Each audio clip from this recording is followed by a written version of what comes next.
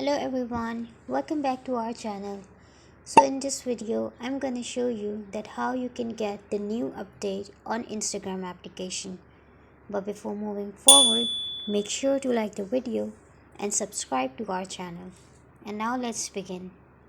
Well, to get the latest and new updates in any application, all you need to do is to make sure that your application is updated.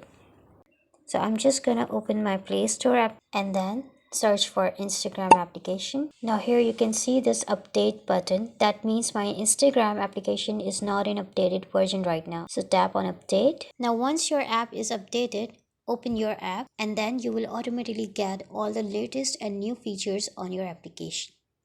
Sometimes when you search your application on Play Store, you don't get this update button. That means that your application is already in updated version and you don't need to update it any further.